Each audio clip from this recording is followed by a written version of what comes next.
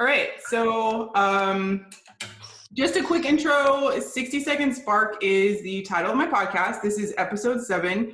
I started a company about a year ago. It's called Spark the Pop-Up. It's a leadership development business, I would say, because at first it started as just workshops and then it kind of evolved into a lot of different things. So now I started a podcast in January where I solely interview people about their leadership experiences and the roles that they have been in their lives and kind of how they tie these themes into leadership. I have hosted 3 separate workshops now. I did one in San Diego last year. I've done one in Hartford, Connecticut, and I did one in Atlanta, Georgia in February. And so that one is an open forum where people come in and everything is kind of centered around conversation and shared experiences, which is why I really think the podcast ties into it. But just kind of honing in on this anchor that leadership really is kind of the crux of everything that we do as people. And if you kind of let that go too far, you can lose a lot of kind of these things that we talk about, you know, your personal values. Where do you stand? How do you carry yourself? How do you influence people around you? So super applicable in the time that we're in. And I think not enough emphasis is placed on it, which is ironic because David, when you came out with your podcast, I was like, hey, this is everything we're doing. And then Chuck, you know, being the head pastor at your church is all of these things that we're doing are all in line. And so to see that is really great. So welcome to David Robinson and Chuck Robinson to episode 7 of 60 Second Spark.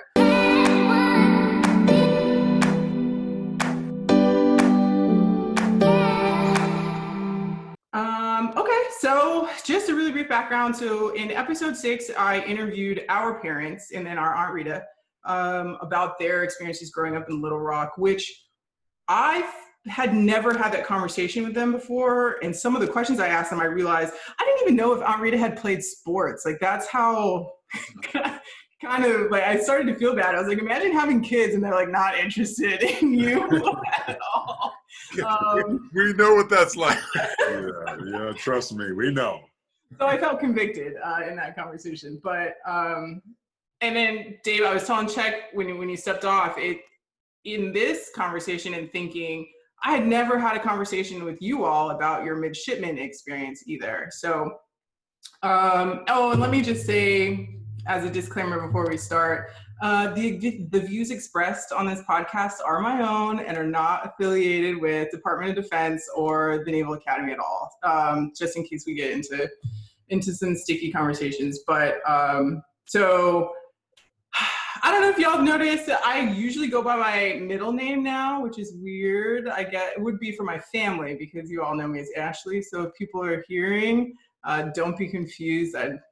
Y'all have been in this game for 31 years, so I'm not going to make you change it up now.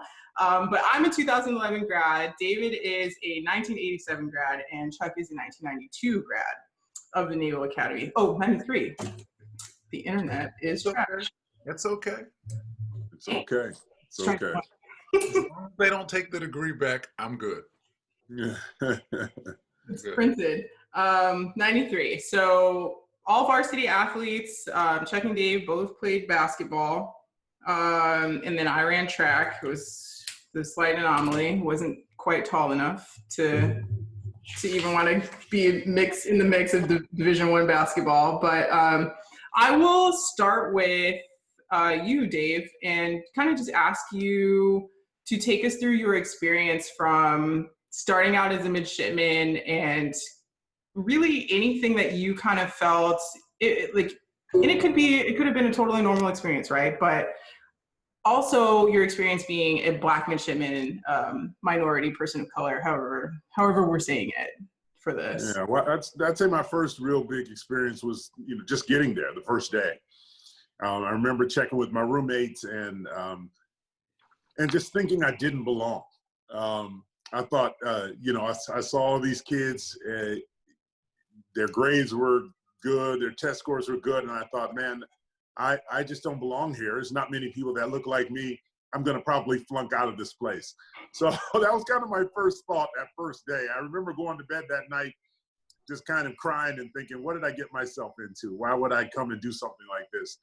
And then the next real prominent experience racially that I experienced was at the swimming pool. You know, we went to do the first swimming test, and they said, okay, look, tread water for 20 minutes. And it didn't sound hard, but I realized I had never really worked out in the pool. It wasn't a part of my lifestyle. And I jumped in the pool and tried to tread water, and I barely made it through the 20 minutes. And I was exhausted. And then they said, okay, 100 meters crawl. And I didn't even know what crawl stroke was. I was like, okay, so what are we doing? And, you know, all the white people were like totally comfortable in the pool. And I remember like all the black kids in my class flunked this swimming test. And I thought, wow, that's a serious cultural difference. You know, I thought I joined the Navy. I really don't even know how to swim. You know, I swam like 2 laps, got exhausted, and climbed out of the pool. I said, I'm not going to finish 4 laps. And then that was one of the first times I realized, man, culturally, you know, I'm out of place, and I'm going to have to make real adjustments to be successful here. Yeah. Yeah, that's it. The swimming has not changed. Still a trend. No, it wasn't hard. You know, you spend extra time practicing, and it wasn't really hard, but it just showed me how culturally things were different. And you know, a lot of these things we get used to in our lives, we get used to the difference. You know, I always, you know, we grew up with, you know, like you talked earlier, grandma and granddad, you know, growing up in Little Rock, Arkansas. So I knew that my mother and father grew up in segregated society. So I knew they didn't get the best schooling. I knew they didn't go to the good schools. And my mother in Columbia, South Carolina, the school was right there. There was a great school right around the corner from her house. They shipped her out. They bussed her out to the black school in the suburb. And you know the quality difference was probably tremendous. So I grew up with that knowledge that mom and dad have worked extra hard and made sure that their 3 kids go to college because they didn't have that same opportunity. And they did an unbelievable job getting us prepared. And I look at Kim with her PhD, Charles, Naval Academy, me, Naval Academy. For a parent in today's society to do that, it's against the odds. But a parent in the 1950s, you know, somebody who grew up in the 50s and 60s, to do that is a minor miracle. And so I give my parents a lot of credit for pushing us to achieve the things we have. Absolutely. Did you, so Kim being the oldest, she's the oldest of all the first cousins. Yeah, she's 2.5 years older than me, and Chuck is 6 years younger. So Kim being the oldest and you kind of being the middle child, but the oldest son, did you feel when you were choosing to go to the Naval Academy, I say choosing because I feel like I didn't really have a choice, but when you chose to go, when you were getting recruited, did you feel obligated at all, or kind of like a sense of I should be doing this because it's, you know, a prestigious school? I didn't feel obligated necessarily to go to the academy specifically. I did feel obligated to move the needle for our family. Mm-hmm. So I felt like I needed to go to a great school, give myself a good, solid education, which is going to make all the difference in the world, and to propel our family forward. So I felt a tremendous obligation to say, okay, coming from that segregate, when I go to Little Rock and I see the family and I think, wow, you know, we've overcome a lot, but now it's on my shoulder to keep pushing forward. I felt a tremendous responsibility in that respect. And I've tried not to make my kids feel that, although I want them to be aware of where they come from. And I want them to achieve great things because they're gifted. But I also want them to be aware of where they've come from. Yeah, absolutely. Okay, so obviously, very accomplished athlete. Playing basketball at school, did you see a shift you were in 13th company, right? I started off in 14th company. I started off in, 23rd company and then moved to 14th company. Okay, so 14th. From the time that you started to the time that you finished, obviously, you know, you had the infamous growth spurt, you know, dominating basketball, Navy basketball, holding NCAA records that still haven't been broken. obviously Navy records that are still standing. Did you see a shift or a change in the way maybe that you felt as a midshipman, or the way that people treated you after kind of the shift with your success with basketball? I mean, I want to say, not racially. I want to say that I was always impressed with the military, that it was kind of ahead of the rest of society. You know, we saw so many things growing up of, you know, just instances where it was just racial. I saw the police come to I was at a pinball place, a video arcade, and the police came when there was an incident between a black kid and a white kid, and the police assumed that the black kid started the incident. And I watched it. I said, no, that's not true. But I always saw that kind of built-in, you know, racism. And I thought, wow, in the military, it's kind of merit-based. It's kind of nice. Seems to be a little bit ahead of society. So I was always impressed with that about the military. Okay, yeah, that's fair. Do you remember seeing anything of, because I think about it, and you may laugh when I say this, when I was thinking about it yesterday and kind of how I wanted to shape the conversation, or how maybe you might have felt. So I thought of it sort of from a perspective of, you know how O.J. Simpson was very like, I'm not black, I'm O.J., right? Because he was beloved by kind of everybody. It transcended him being a black man. And I don't know if that is comparable to maybe what your, maybe not personal experience, but definitely from the outside, I feel. No, I would say that that's very true. I've had many instances where people told me, you're different.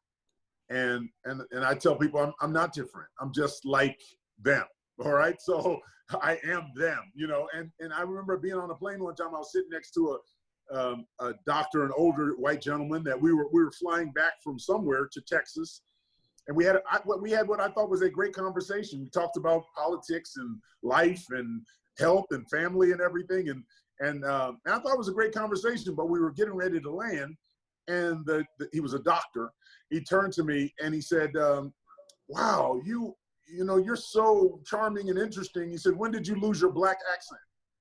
And I thought, I don't even know how to answer that. Like, what kind of question is that? You know, and so it just kind of, you always see those type of times when people, you know, they kind of let down their guard, and you realize they don't really see you the same way they see everyone else. And yeah, that's happened to me on many occasions. And obviously basketball has kind of covered me from a lot of things. But that's not to say I'm still not aware that they're present. Yeah, and that's a good way to put it, that they don't see you the same. I think that from the rhetoric and the conversations that I've heard, we're so polarized at this point, right? You're either on the left or you're on the right side of the needle, not talking politically. You're you know, you're being anti-racist or you're a racist. Like, there's no kind of in between or anything for someone to say, you know, this is just the way that I think, and maybe not because I think that you're less than me because of your skin color, but just because I see you differently, right? Yeah. You know, implicit bias in the ways that we grow up. So that's a good way to put it. Okay, so I do want to ask you though, so there are some stark differences between the three of us and our majors. So you're applied mathematics, right? Am I right? Is it? I was a math major with focus on computer science. Okay, that sounds awful, first of all.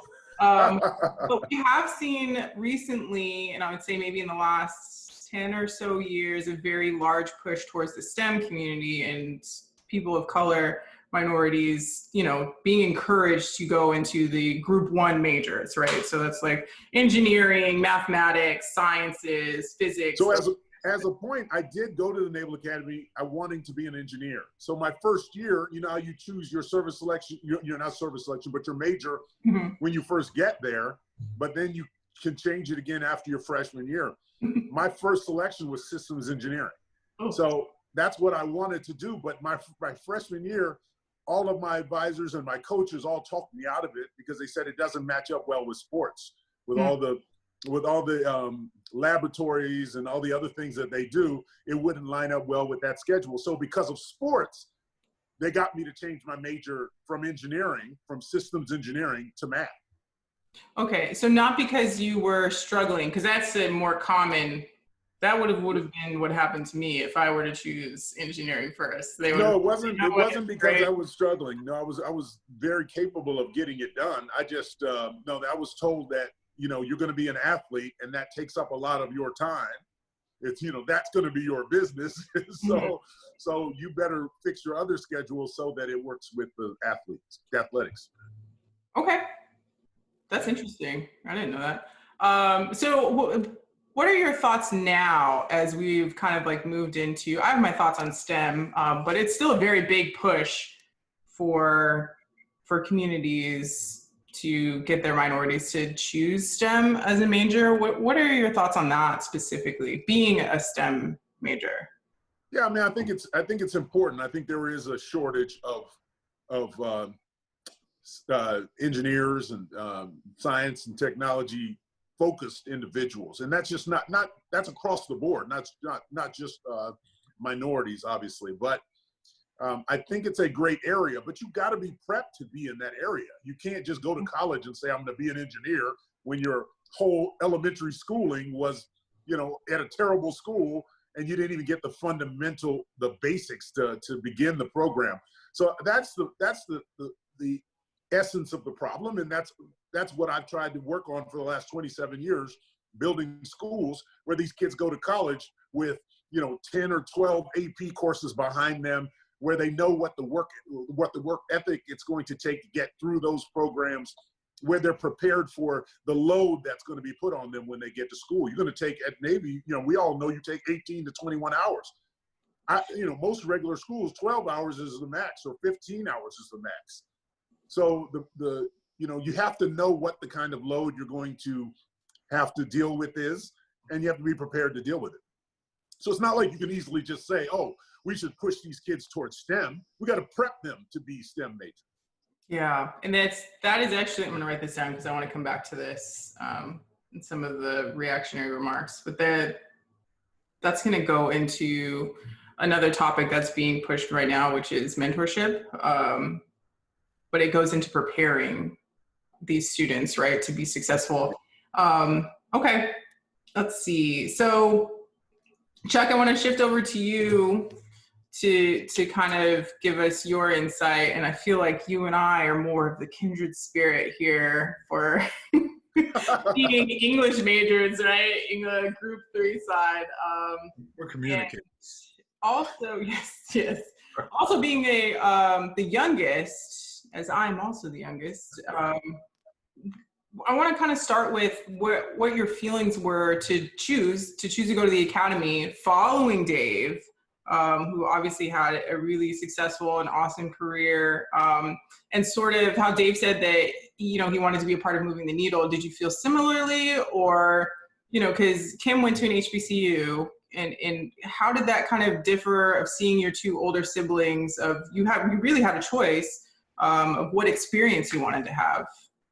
Right. I think that's a great question, because seeing my brother go to the Naval Academy and it being a predominantly white institution, and then seeing my sister choose just the opposite, going to Howard University in Washington, D.C., it made me, wonder, say, which direction would I want to go? Would I want to be, which environment would I want to be in?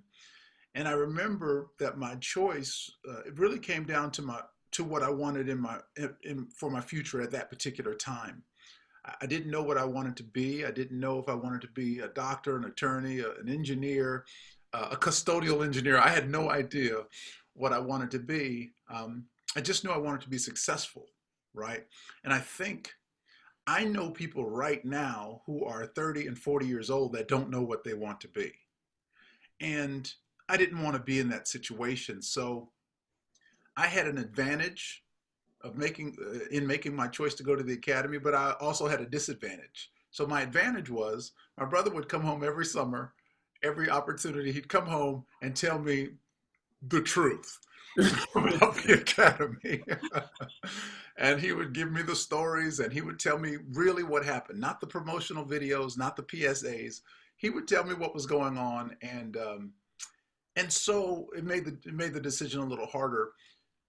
But race never played a role in the institution that I chose. So like David, I had a couple of choices of schools that I wanted to go to play basketball for. But because those schools weren't necessarily the top tier basketball programs, I was realistic and knew that I probably wouldn't play professional basketball, so I better get my education. So it was interesting because I remember my dad sitting. I don't know if my dad, David, I don't know if Dad did this for you, but he did this for me. I remember my dad sitting me down in a car in about 10th grade, and I remember him saying to me, "Son, let's talk." Well, my dad never said that. So I thought I had either done something wrong or something serious was about to happen. And the thing he told me was, he said, "Your mother and I can't afford to send you to college."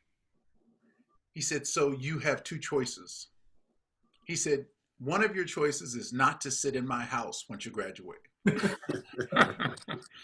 But he said, "But you have two choices. You can either go into the military, or you can get a scholarship to college." And I think that was in 9th grade. And I say that because I remember that after that conversation, everything changed. My grades changed. I became a straight A student. I realized that my future was dependent on me. I appreciated my dad for his transparency. And from that moment on, I said, I have to do everything I need to do to be successful. So anyway, so choosing to go to the academy, I didn't even think about the fact that it was predominantly white, right? I just thought about the benefit. And then arriving, and then again, I had the advantage of David telling me the truth. So when I arrived, I was prepared for the culture. When I say the culture, I was prepared for the demographics. Of course, I'd gone to the academy every year for 4.5 years to support his basketball career and other programs. And so that part wasn't a great or a huge adjustment. And like David said, I think that growing up as a black man or African-American male in the United States, inherently and intuitively, you just get used to having to maneuver through life and through being pulled over by the police. Oh, and you want to hear that story? On more than one occasion? Yeah, we get used to it. Yeah. So, well, to that point, I remember driving. I had a brand new sports car, and I remember driving that brand new sports car as a 21-year-old, and I remember being pulled over. And unfortunately, it was in Mississippi. And not unfortunately, Mississippi's a great state. And so I remember being pulled over, and I remember forgetting that I was, one, driving a brand new sports car, two, that I was 21 years old, and three, that I was black. I forgot all three of those things. I got pulled over, and I was not speeding. I hadn't done anything wrong. And when the police officer pulled me over, his first words to me were, "Whose car is this, boy?" Wow. And immediately all of those things came back to my remembrance. I thought, oh, I'm a black man in Mississippi. I better be careful. I mean, so you become accustomed to maneuvering in those environments, and I don't know about David, but I never harbored any dysfunction or ill will toward anybody. I just understood. It's kind of like being, forgive me, but it's kind of like being short. If you're short, you know you need a stepping stool to get to a certain point in the store. Or if you're tall, you know you have to duck before you go under certain doors. And it's just something that you learn to do. And so when I got to the academy, that culture change wasn't a huge culture change. Now here's the disadvantage. The disadvantage was going to the academy after my brother, and instead of being celebrated, and I don't think this was because of race. Just instead of being celebrated, I think there were a lot of people who were less than pleased that I was at the academy. They felt that I had received some favoritism, and so So if there was any racially biased treatment of me, I had no idea whether it came because of the color of my skin or because of my relationships, my familial relationship. And I never thought to myself, well, that person just doesn't like me because of the color of my skin. Uh, Right. but on many occasions, I did think to myself, I had some incidents, even when playing basketball, where there were some people I very specifically knew that they didn't like me because of who my brother was. And Hmm. so I think that kind of helped me. I didn't have, You can tell. I couldn't tell. And of course, there are times when you can. Um, and another thing, and you may relate to this, Ashley, is that the grind at the academy is so rigorous and it's so just heavy that you have to put your head down and you have to keep pressing forward, and you almost don't have time to worry about, what's going on my left, what's going on my right, and you just make a group of friends and you just try to make it through that experience. And I think most of my experiences when it comes to being African American or being black came as soon as I graduated. Most of my negative experience came as soon as I graduated, because the academy is an isolated environment. You're protected. It's somewhat of a safe environment. I was well aware that there were some people who treated me well simply because of who my brother was, right? And they may not have treated me that way outside of that relationship. But when I graduated, then you experience some things. Absolutely. I can see where that comes in.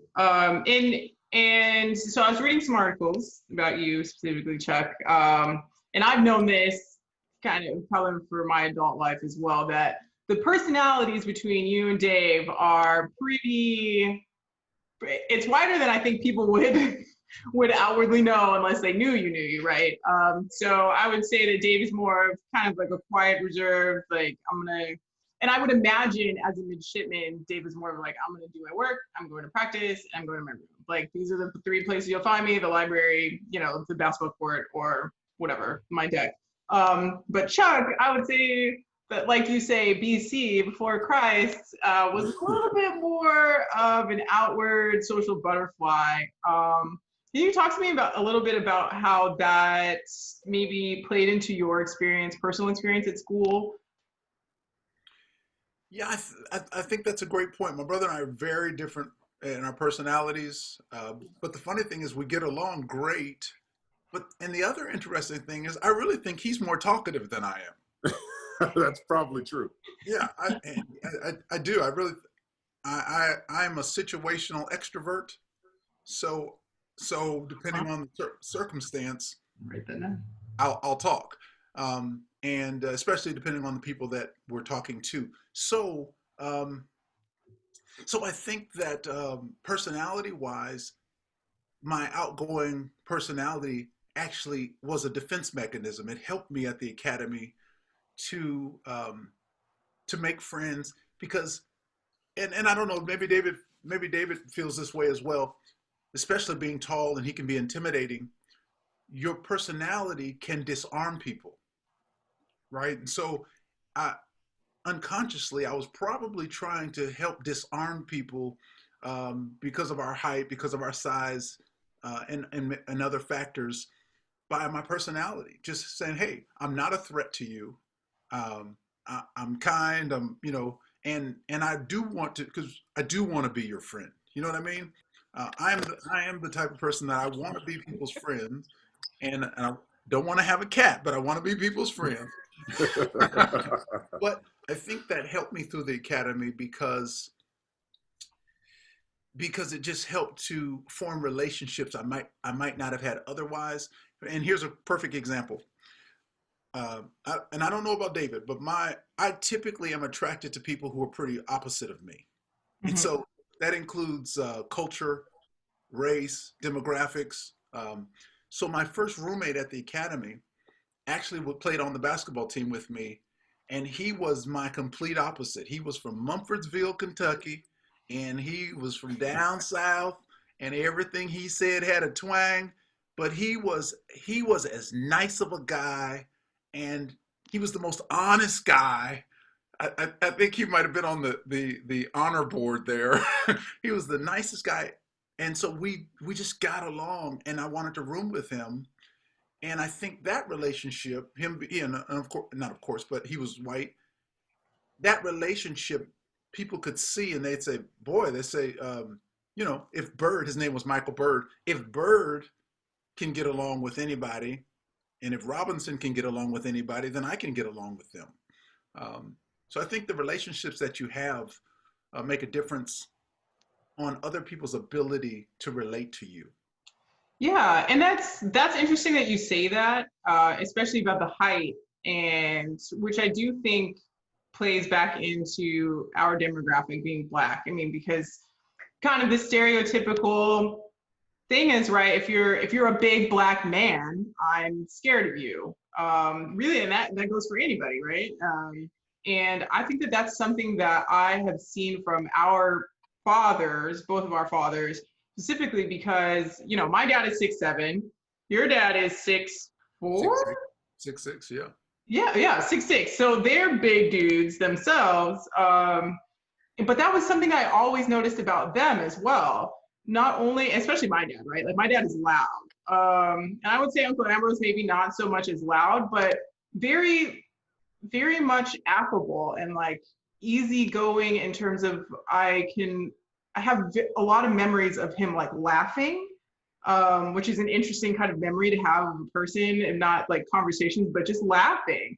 And my dad does that a lot too. Like he's a very loud laugher, and I just it's over. But that is something that I think that I know my dad does for the exact reason that you were describing, because you kind of, when you're kind of engaging with people for the first time, a lot of times, and they're kind of trying to assess you, like, whoa, you are really large, I don't know how to make of this. And they start laughing with you or like kind of telling a joke. My dad's very like just moving people around too, which I'm sure is not helping his cause. But, he kind of gets them on his side by showing that he's, easygoing, funny guy, able to laugh and be a part of the conversation. So that is something I think that also goes back into what you all were saying about learning to move in the skin that you are, and the things that you kind of start to do unconsciously to adapt to your surroundings, which is very interesting. I think the word adapt is excellent, because that is what you do on a daily basis as a Black man. I mean, and it's not consciously. You just do. And here's a perfect example. When I get on an elevator, if I get on an elevator with a white person, especially a white woman, I try to get off first. And I try to push a button and make sure that I can step off so that she doesn't feel like I'm a threat to her. Another example is when I talk to people, I purposely take 2 or 3 steps backwards so I don't seem as tall to them. Right? And that way it kind of, it helps to level the playing field. And it's just it's something that you just do, or I do, just to help build bridges, right? Without having to say anything, without having to do anything. I remember David had friends at the academy, and I would always try to make his friends. I would always try to befriend his friends, because David would meet people that met me who knew him, and they would say, "Your brother is the nicest guy." Well, but it's just a part of building relationships, and it's much easier to get along with people than it is not to get along with people. So, and I've seen that from my brother. One of the things that I admire about him is that no matter how tired he is, or how many people have asked for his autograph, or where we are in the world, or how many times he's been interrupted while we're eating dinner, he is always ridiculously kind to people. Yeah. And just genteel. And I think that speaks volumes for, and I don't think he does that because he's Black. I just think he does that because that's who our parents have raised us to be. Yeah, I think that's a big part of it. But, you know, like Ashley said, a smile plays a big role, right? I think one of the things I realized even more so when I had children was how big and intimidating I am. And so, you know, as people of faith, you guys understand, I'm trying to show these kids what Christ looks like. And so me getting in their face and yelling at them and intimidating them is not what, you know, I always thought, okay, what if God got in my face? I'd be terrified. And terrified is not the thing that God wants me to show to these children, right? And so I always was very aware of my size. And I always tried not to impose my size on people as much as, you know, try to speak reason and, you know, and love. And so that always played a big part in everything that I did. And I said, you know, look, you know, my size is a big advantage in many cases. It's an automatic advantage. And you get confidence, you have strength. There's a lot of things that go along with size that are incredible and wonderful. But I never wanted to use it as an intimidation factor. And I always realized that being Black, it is an uncomfortable thing. Imagine coming around the corner and running into a 7-foot Black guy. You know, it's like, okay, whoa, hey, oh, hey. You know, so you do have to disarm people. And that's something I suppose I've gotten used to my entire life. Always wanted to disarm people first and then deal with them on a person-to-person basis. And, you know, not with any racial boundaries or any other boundaries. Yeah, that's a good point. And this is so I'm gonna drag back to something that Uncle Ambrose and my dad both expressed when I was talking to them. I asked them specifically because, you know, Aunt Rita has all daughters, but in terms of having Black sons, right? If they ever sat down or when they sat down with y'all and had the talk about, you know, police officers, how do you act around certain people? And both of them said that they never did. And I thought that was interesting because when they described their experience growing up in Little Rock, it was very much of like grandpa and grandma, they lived in a neighborhood that wasn't like the hood or traditionally low income. So they were kind of already in a place where their parents made them feel like they weren't much different, even though in the 60s that was still very much a thing that they had to be cognizant of, but they were just raised in a place where they didn't always have to think about, you know, I need to be careful because of XYZ. Which was interesting when I heard Uncle Ambrose tell you, he was like, I was not going to Central because I was not doing that. So to have that choice, right? And I know that there are some families where they're like, no, you need to do this because we need to move the needle. This is how our family is gonna do that. But I feel like that we've kind of transcended that through our generations as well, of trying to raise kids, or how I hear you all talk about raising your kids, and how I know my dad kind of instilled in my brother and I, of not seeing myself as a Black woman before I think I can or can't do certain things, or letting that be some sort of limitation in my mind of, well, maybe I shouldn't because of this, while still remaining cognizant, like you said, that this is still a factor that maybe other people would be thinking about. Yeah, you know, I always thought it was interesting. Grandpa Ambrose, my grandfather, our grandfather, seeing him as a man who was, you know, constantly confronted with this racial issue. You're living in a segregated environment, having a job at the post office, never getting promoted, and all this sort of stuff that, you know, he just dealt with. But he had such a charisma about him. You know, there's something about those old school Black people that I got to be around that was such a character building thing. And for me, I never had an anger associated with racism. I never had an anger associated with, you know, yeah, we don't live in, you know, we're not brought up in these nice neighborhoods, right? Like there's they built the highway there so they could put us on the other side. I never was angry about that. And I think that came from my mom and dad. It came from granddad. It came from, you know, people who had pride in who they were. And they went and they got their education. And they learned music. And they learned all the things that made you a sophisticated person.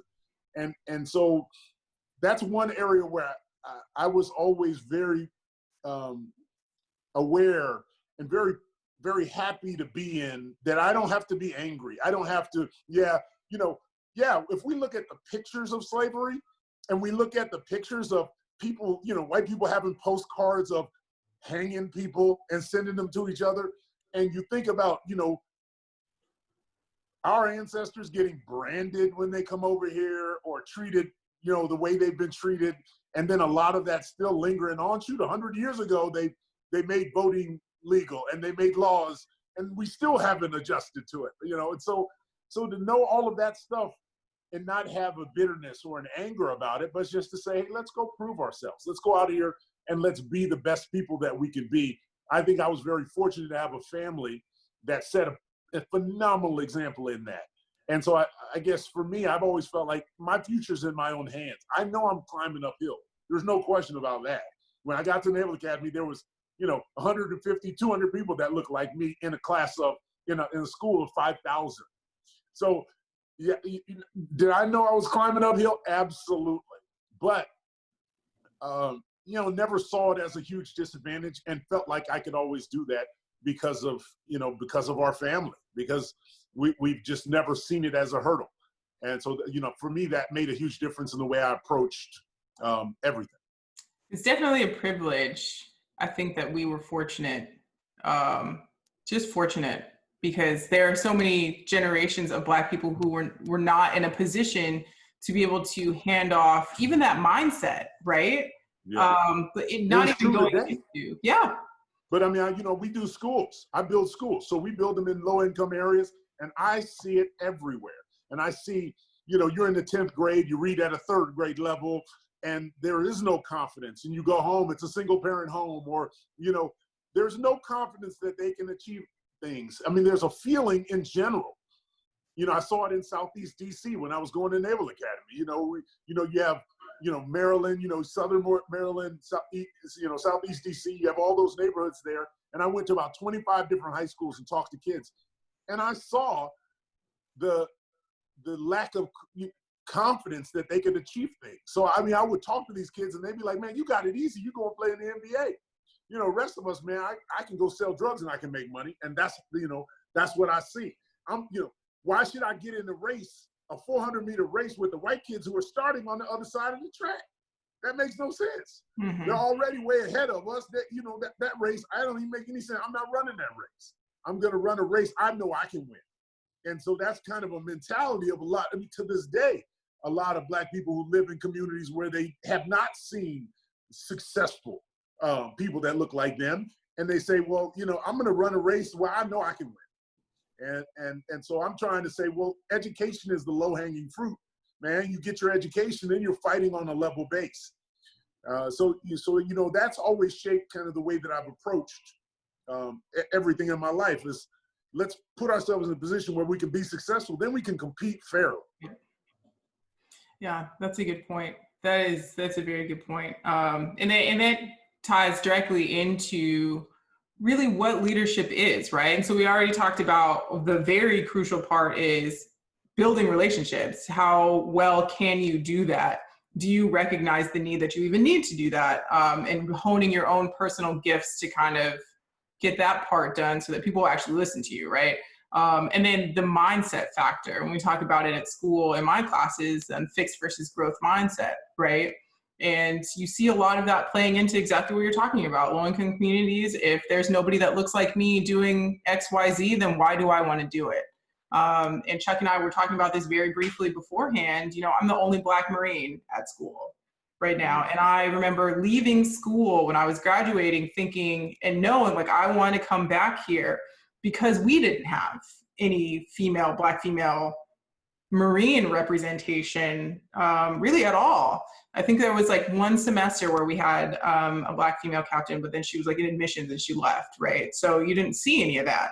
And just coming back and thinking like, okay, you know, I know that this is a statistic, but literally all of the black female midshipmen that have come and spoken to me bring it up.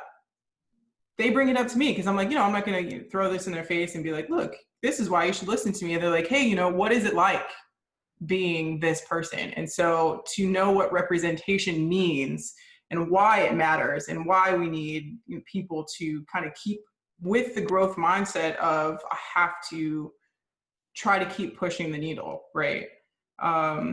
And I think that kind of brings me to my next question. I want to go back to Chuck. This is interesting. So Dave, you have 3 boys, right? And Chuck, you have 1 daughter. And I just wonder what your kind of thoughts, and Jada has really grown into just a beautiful young lady, and she's in college now at Liberty, doing really awesome things. And I remember being around you at certain, like it was kind of like snapshots in our lives, right? Like being around you in different stages of her life, and kind of how you were very, very much a girl dad, right?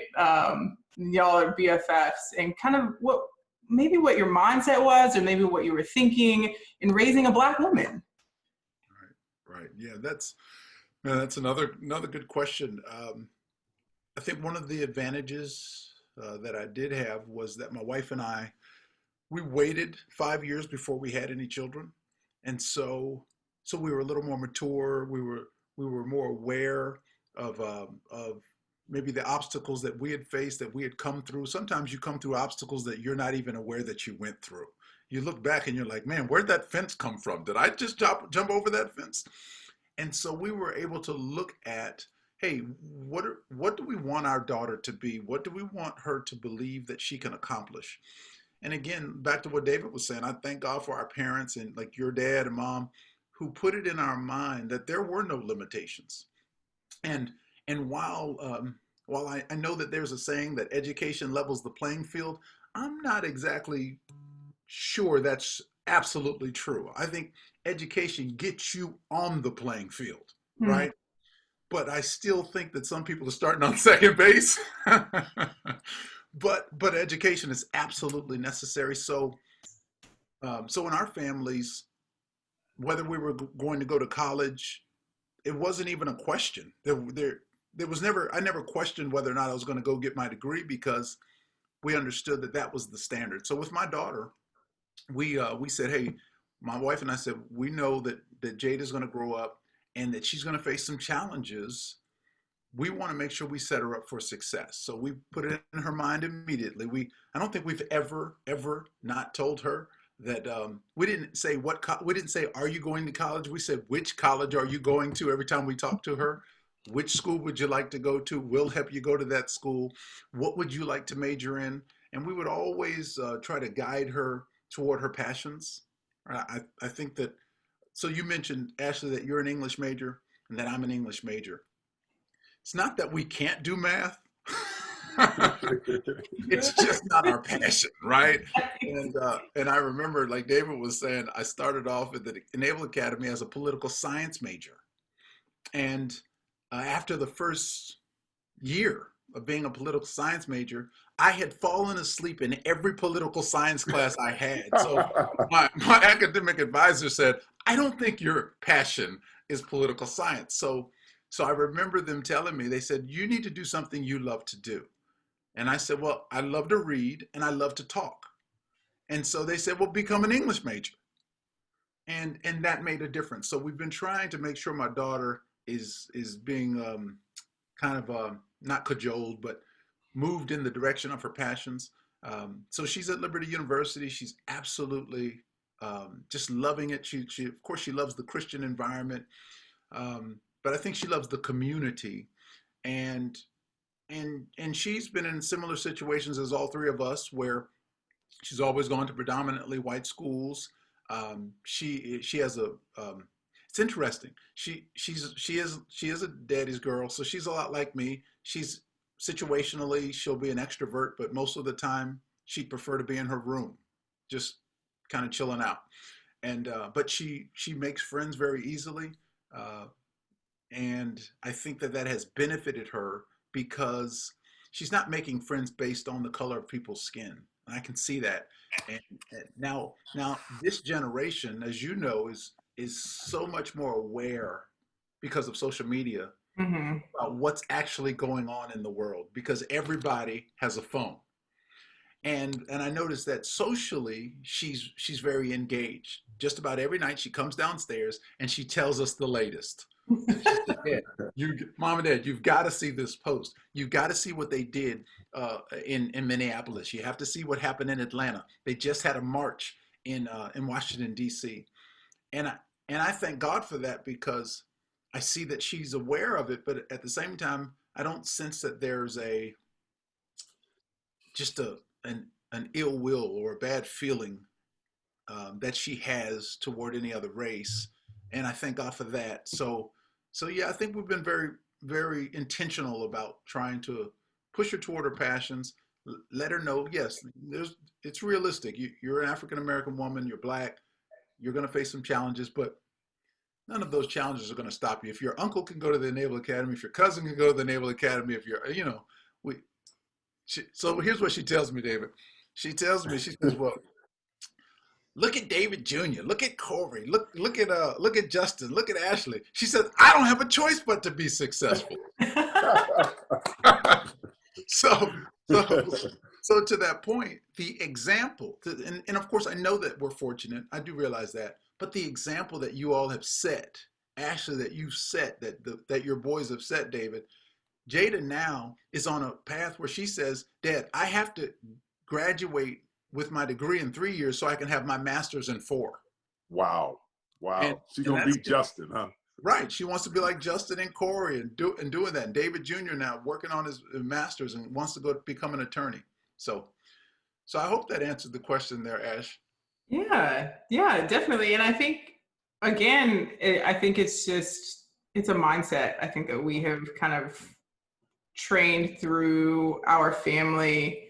I think and I remember being at school and talking to Dave on and off. And the one thing that was very kind of like the singular thought that would always be relayed was, what you're doing is hard.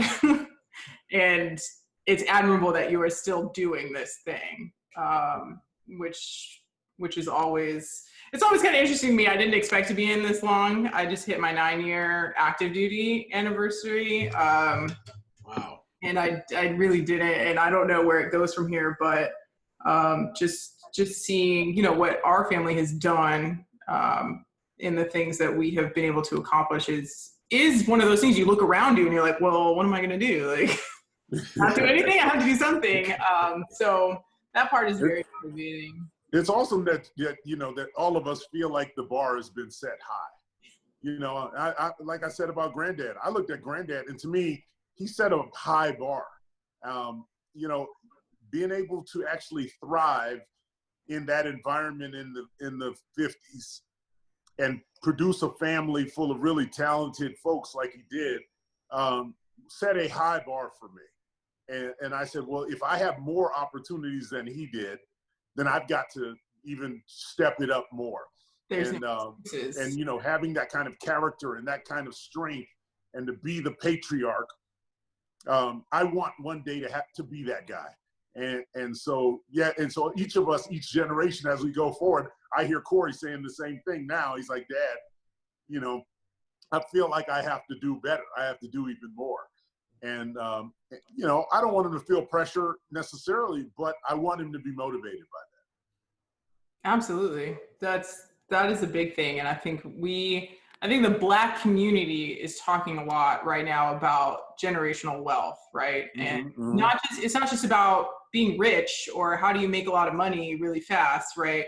It's about how are we going to rebuild this idea of Tulsa, right? And the Black Wall Street that was burned to the ground. How do we get back to a place where we were building and that's a story, by the way, that's happened in several communities. I was in Richmond recently, and this exact same thing happened. They had a really thriving Black community back in the 30s and 40s, and it was just raised. And now, being in real estate, I went down there to deal with this tract of land right in downtown Richmond, that has been basically, since they raised this Black community, kind of not utilized by the city. And now they're looking for ways to develop it. And when I got into the history of that land, it just hurt, it just broke my heart that this land, they took the land away from these families, and they didn't even use it. And now it's been kind of a blight on the community, and they're looking for ways to develop it. And they had a thriving Black community there 70, 80 years ago. So, I mean, it's really disappointing to kind of see that repeated over and over in so many different communities. And we as a country thinking, oh, we don't have a problem. I went to my son, I said, David Jr., how would you feel if you had this successful business and they could just come and take it away from you? And just, kind of set you back to stage zero? He said, well, I'd be upset. Well, that's what's happened in our community so often, that now you just need to be, you need to be smart, and you need to understand and be aware that, you got to do better. You've got to work hard, and you got to, preserve your wealth. Yeah, really good points. Really good points. And again, us with our family specifically having the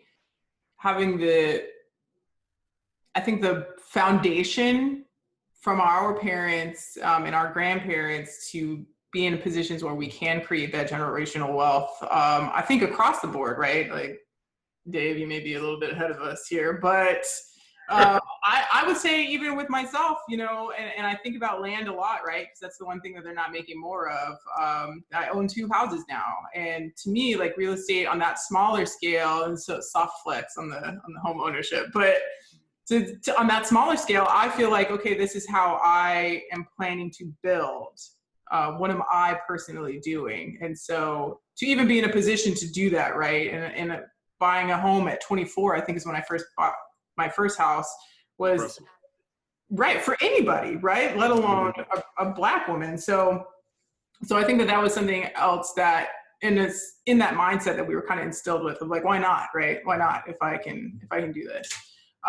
Okay, so pulling it back a little bit to the Academy lens again. So we talked before we started recording about some of the recent events linking directly to the Academy with the Alumni Association individual and his racial remarks that were recorded on social media, and then causing strife inside of the brigade of midshipmen, and sort of highlighting the fact that racism or racial prejudice, implicit biases, and things like that are still very prevalent in this day and age. As alumni, what are your thoughts on those types of situations, and the fact that Black midshipmen are kind of, like you said, Chuck, because of social media and everything, are very aware of it, one, and being kind of pulled and feeling called to do something about it?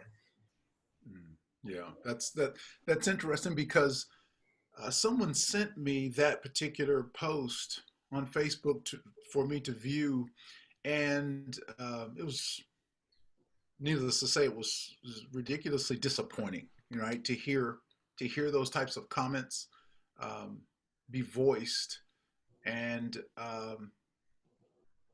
but I can't say that I'm entirely surprised by anyone, not just a Naval Academy alumni or any other person, but just because that particular sin of racism is in the world, and it's going to take an awful lot for us to work through that, for that to be healed and forgiven, and then additionally, generationally, people have ways that they have thought for a long time, and the only difference was that it was recorded, right? So now at the Academy, this is very interesting, because the brigade now, they're able to be aware of all of this in a moment, in a twinkling of an eye. I just played in a golf tournament last week, and I played with about 7 Naval Academy graduates. So we were 92, 93, 94, 95, 96. The subject never came up. So the interesting thing is this. I think that I didn't sense that there was any animosity from my former classmates, because we've all been maneuvering through this minefield for a long time, and Mm-hmm. we understand that progress does take time, and that you can't spend your entire life trying to resolve other people's problems. Right. You know, so I hope that kind of speaks to that. But I Yeah, just thought it was interesting that none of my classmates mentioned it at all. that is interesting. Yeah, and I'll say this, you know, I see a lot of that stuff happening, and it just reminds me of things we do in our society, you know, how we get into these places of denial.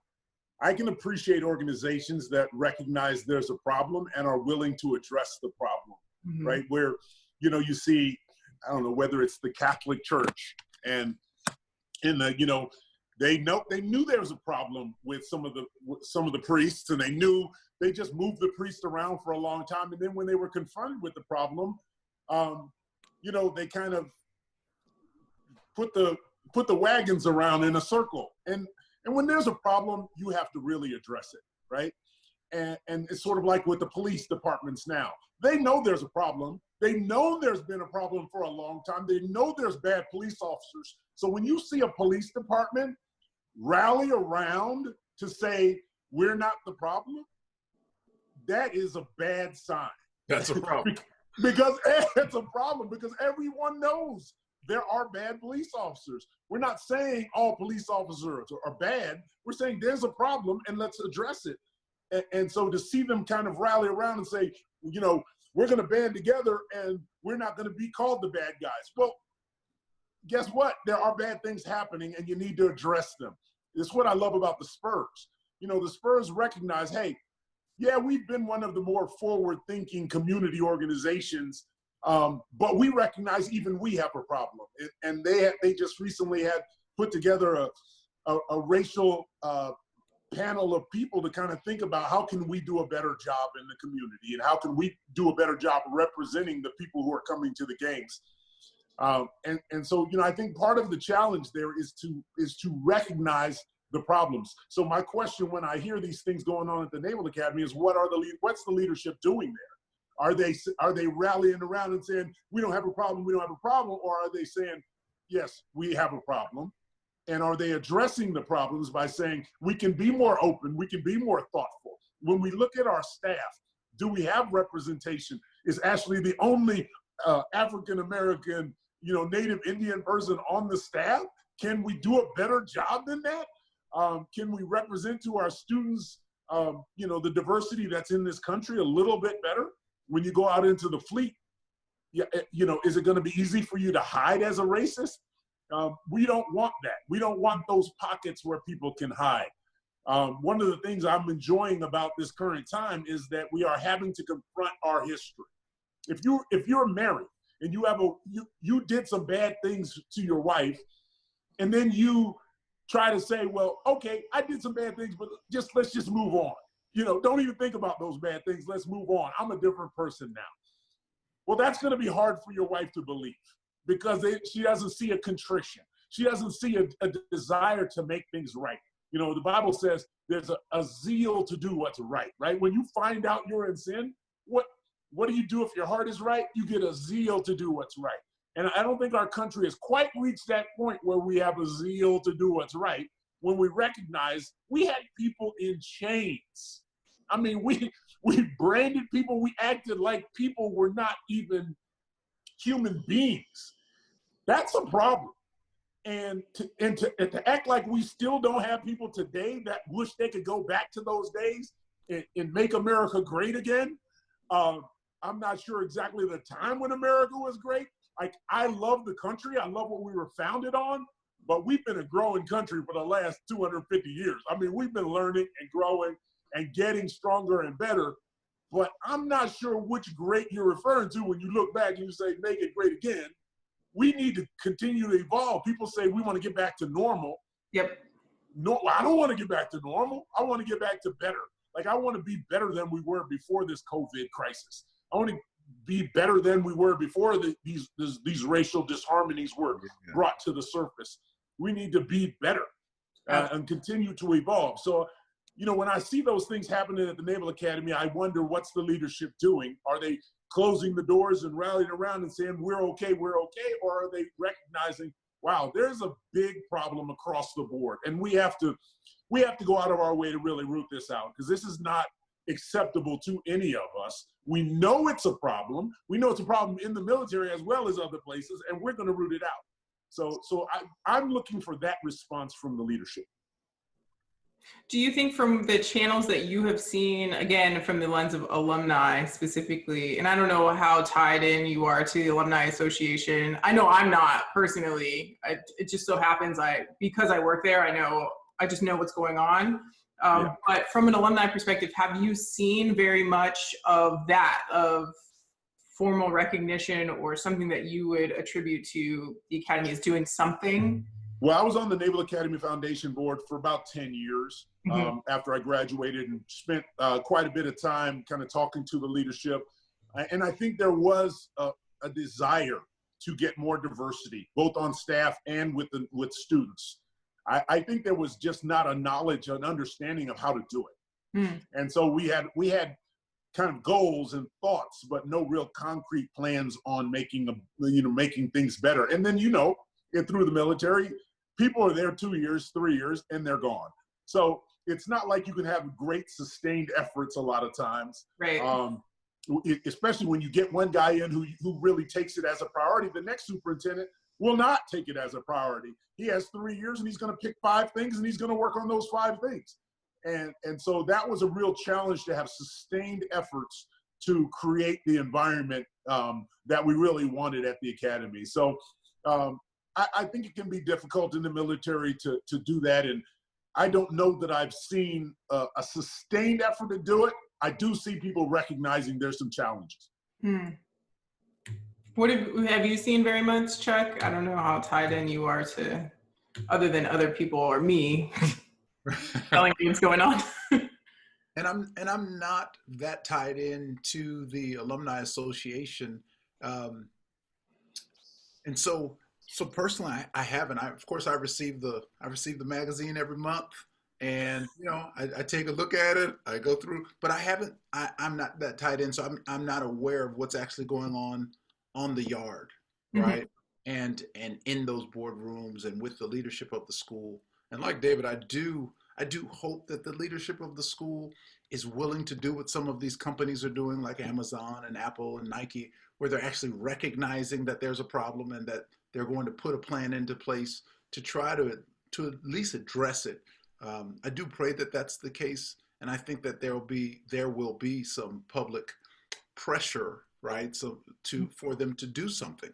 And unlike a public school, people, they speak with their money as well as their mouth. So at a public school, we don't have to attend that school, but at the Academy, it's a different situation. And so I think that the public pressure is going to have to be more stringent.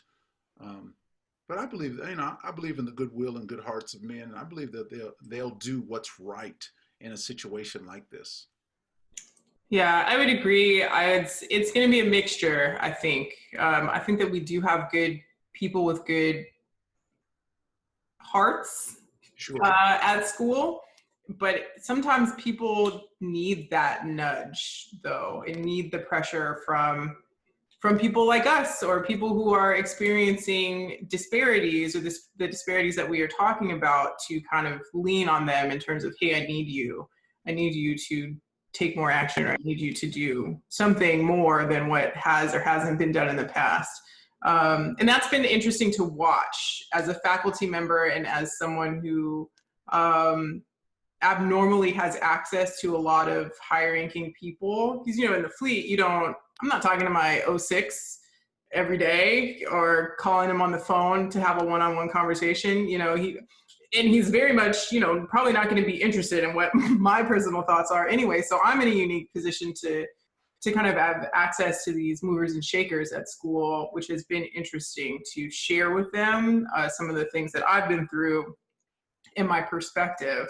But it is a good point to note that we on the outside, the kind of the public push is going to have to be larger. I know personally, I have been a little bit disappointed in kind of the knee-jerk reaction to let's do something immediately right now, but then there's you can tell that some of the things that haven't been fully thought through. So then you start and then they kind of deflate or lose momentum very quickly because it hasn't been fully thought out. And a lot of that, all of these things are tying back into leadership, right? It's, have you developed a plan? Have you brainstormed it? Have you brought people in? Have you done your due diligence and your research? To be able to explain. And Dave, we talked about this the other week, because that was one of the first phone calls I made when I started feeling internally conflicted with the Academy's position, the protests for George Floyd, and what that meant for the midshipmen. And I was just not knowing, like, what do I do? But, have you done the research to even be able to, if somebody comes to me, can I explain to them what is going on? Or will it be led with emotions? Will it be led with, this is my experience, and maybe it's not everybody's, but you should feel the way that I feel, and not be able to convey it in a more succinct manner that you're going to be able to relate to. Because, like, while education may not be a leveling playing field, if I can speak to you in the language that you understand, not being my demographic, you are more likely to listen to my side of the story than not. So those things are important.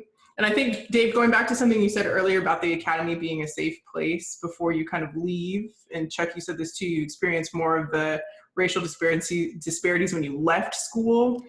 I think that goes to the points that you are both bringing up in terms of having to face that there's a problem. I think before this social media and the millisecond of knowing everything, and everybody is kind of, wants to be on the road to change and action and affecting change. We are forcing people to voice their opinions on these things. Whereas I would argue that when you were in school, when the both of you were in school, you weren't asking your roommate from Kentucky, like, hey, what do you think about Black people? Or what do you think about slavery or race? It was kind of like, hey, we're going to class. Like, what do you think about lunch at King Hall? Or what do you think about practice today? And that's sort of the thing, I think, with military people, and I would say even like police or first responders or things like that, you're so reliant on them and their ability to do their job well. And do you have my back? Can I rely on you? That you don't see any of those things. I don't see you as a Black man. I don't see you as a Black woman, or, a minority, or a short person, or a tall person. Can you do the same things that I can do? Can you do your job? Yeah. And you do, yeah. Right. And so now we're forcing, inside of the brigade, I feel like midshipmen are looking at each other and asking them those questions. And some of them are getting answers that they're like, oh no. Yeah, well, I think that, the thing about the Academy, and we say being safe, but one of the big advantages there is that we're all in the same bucket, right? Like, you come in, they shave your hair, they, all start yelling at all of you, and all of you are kind of, put in the same bucket. And so when you're in the same bucket, you tend to trust each other, right? Like, you have to lean on each other, and that builds a different relationship.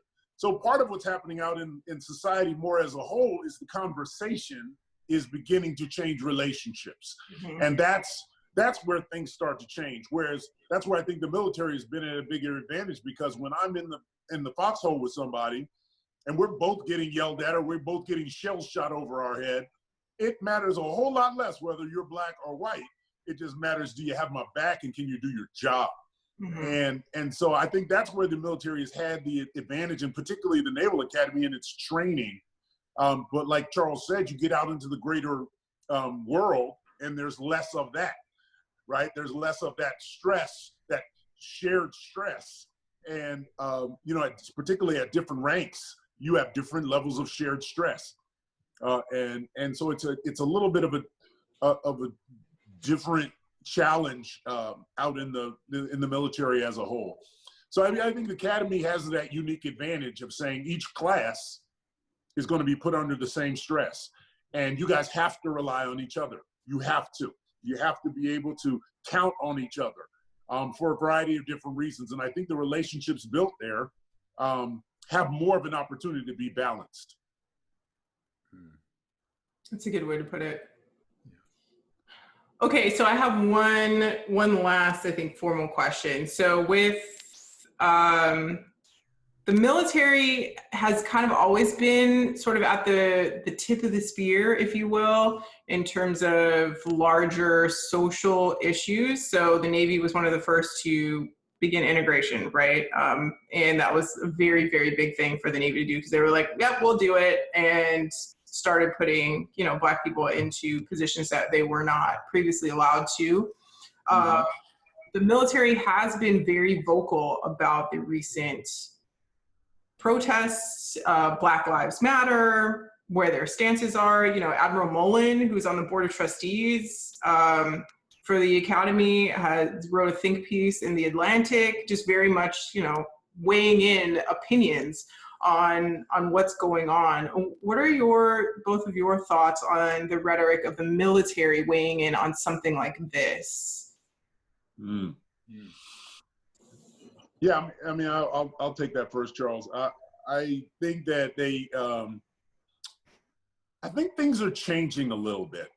I think the military, as I said, when I first came in, I thought they were always kind of ahead of the curve. Whereas today, I don't think they're ahead of the curve anymore with a lot of this stuff. And particularly when you see some of the larger issues on whether it has to be, with women in certain combat positions, or whether it has to do with, what was the policy they had? Don't ask, don't tell policy. They waited a long time to kind of get rid of that policy. And that just kind of, it shows that things have been shifting somewhat. So I don't know that the military is nowadays as willing to take the lead in some of these social issues as they have been in the past. And I think that's a little bit unfortunate, because it's supposed to be about character, and it's supposed to be about doing your job and representing everyone and fighting for everyone. So I think that, the military needs to kind of take a close look at themselves and trying to, figure out, hey, we're supposed to be a leader, right? We're supposed to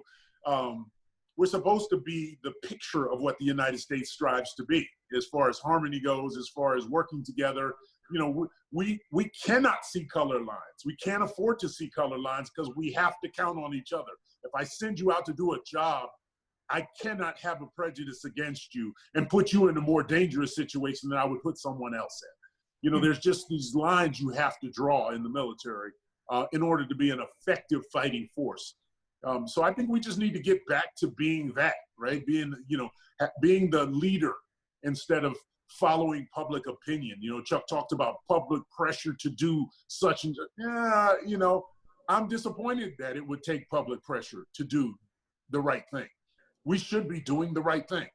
And so I'm a little bit surprised that we've taken a step back in that leadership role. And I'm hopeful that we'll step forward again. Yeah. And so along with that, I agree that the military, that they used to lead the way in terms of social issues, but I think that was before social media.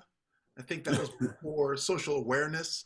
And so in some respects, it may have been that they led the way because they could respond faster than the general public. Right. And now we're definitely seeing a shift. So I think if the military would just apply its values, right? What are the values? Like integrity, loyalty, honor, right? service, honor, service, equality. And if we would just apply those values, it wouldn't take so long to change decisions like don't ask, don't tell, or whatever you may have it. But here's the thing. The biggest thing in the military is supposed to be leadership, right? Exactly. And leadership doesn't only apply to one area of our lives or of our society. Leadership doesn't only apply to wartime situations. It doesn't only apply to the Pentagon in Washington, D.C. Leadership applies to moral leadership, and it applies to relational leadership. And so if we would be leaders, if the military would be leaders in these social issues as well, I think that would set the standard for the individuals who join the military, right? So when you get up in the morning, when I get to work, everybody's going to have their Class A uniform on, or everybody's going to have their blues on. And if I show up and I have the wrong uniform on, especially in the Marine Corps, I'm going to get hammered, right? And in like manner, people should know everybody in my office has integrity. Everybody in my office is loyal. Everybody in my office is going to uphold equality, and we're going to lead the way with social issues and moral issues. And so I think the expectation that's set at the leadership level, it makes all the difference in the world, because of course leadership is from the top down. Yeah, but leadership doesn't come from those clusters on your shoulder, right? Leadership comes from the way that you act and the way that you, so I see a lot of admirals, retired admirals and generals in the finance world and in the consulting world. So I see a lot of them, and you know, many of them still have great leadership skills, right? Even though, you know, they had to take those bars off their shoulders, they still are able to go out and kind of use the experiences that they've gained in the military. So I would hope that a lot of those young officers that are coming up will realize that, you know, don't rely on that cluster on your shoulder or those bars on your shoulder to provide leadership. You better think outside of the box and show people, you know, love on people and look out for people and do the things that true leaders do. Because when you get out of the military, no one's going to care what you had on your shoulder when you were in the military. Yeah, you can boss some people around now, but later on, it's going to be your character that's really going to shine. Absolutely. And the dedication to continue to grow and develop those skills, right? Whew. Okay, so we've been going for a while. So I will end this by asking, and Chuck, we'll start with you. If you could say something to the Brigade of Midshipmen, what would you say to mids who are dealing with this climate, culture, environment, and like their way forward? Oh, wow. So if I could say something to the Brigade of Midshipmen, I would probably tell them what I tell young single married couples who are in my church. I always tell them, don't look for the person, don't look for the right person to marry, right? So I don't want to look for another person to be who I should be. I always tell them, be the person you're looking for. So if we want people to treat us with equality and integrity, fairness and justice, let's be that person. Will it be reciprocated every time? No, sir, no, ma'am. But one thing's for sure, if you become the person you're looking for, you will attract those kinds of people. And then especially at the leadership level, if you do have some bars on your shoulder, if you do have some clusters, if you would be that kind of person, then prayerfully, we'd get more of those types of people at that leadership level, and the people who don't think that way would retire or would move on to a different career. But I would tell the Brigade of Midshipmen, be that person that you want to see. I mean, and if I can be that person, somebody will follow me. And if one person follows you, 2 people will follow you. 4 people will follow you. And that's how every movement started. That's how Jesus's movement started with one person, and then now it has exploded. And so I think we can do that. I think we can do that if we're just diligent in being true to ourselves. That's awesome. Dave, what about you? Yeah, man, I think that's great advice. I mean, just if I'm leaving something with people, you know, I would say just treat other people like you want to be treated. You know, it's known as the golden rule, right? Yeah, we were talking the other day about the parable of the Good Samaritan, and why is it so hard? Why do we act like those 2 people, the priest and the worker at the temple, who walk on the other side of the road when we see somebody hurting? Like, it's so easy. We make 1,000 excuses why I don't want to help that person laying by the road. And so I think we need to treat other people like we want to be treated. If I were laying on the side of that road, I'd want somebody to come along and say, let me help you. Let me take you to the end. Let me give the guy some money and tell him, charge me if you need more than this for this guy. You know, let me be that person. And so, you know, that's something I'm striving to do in my life, is to be that guy. Yeah, I've done well. and I've been very blessed. But I see people laying by the side of the road, and I'm going to do everything I can to be a help and an encouragement to those people laying by the side of the road. And so I would just encourage people, just young officers in particular, treat people like you want to be treated. And it's obviously down the same lines that Charles just said. Be the person that you want other people, or you expect or hope that other people will be. That's great. Well, I don't have my timer up, so I can't tell you how long that was. But thank you very much for doing this so quickly, too. Man, it's to tell you to wrangle our parents, it's like herding cats. Oh, man, it was a miracle I even got them all on at the same time. But I really appreciate you both. I've always looked up to both of you in a really incredible fashion, and just been inspired by your achievements. So I thank you for that. And I thank you for allowing me to be a mentor for your kids too, and to even be a light and to continue our generational foundation in building what it can be for the Robinson family. It's definitely an honor to be a positive force in that. So I appreciate your time. I'm sure now that I had to ask Uncle Ambrose for your phone number, Chuck, because I think I had like 2 or 3 different ones in my phone. So I will be in touch with you both on, So should we call you Nicole now? Nizhonlii.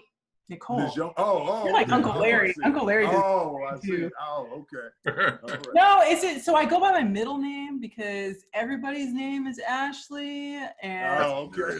I see. 6 million people. But like I told Chuck, I was like, I don't know. Y'all have been in the game for 31 years calling me Ashley, so I don't know. It's kind of dedicated force, but whatever's comfortable for y'all. But I'll be in touch. I'm always trying to action and find things, especially with school right now, and being a support to the mids, and really just an advocate for leadership development in general. So again, I appreciate you both.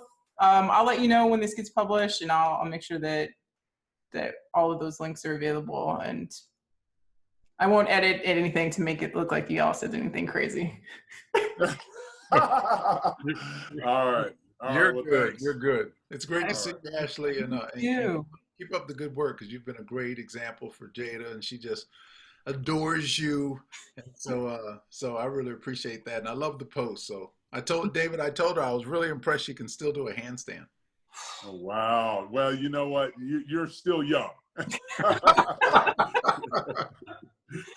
My handstand days are over. Man, I had big shoes to fill with that one.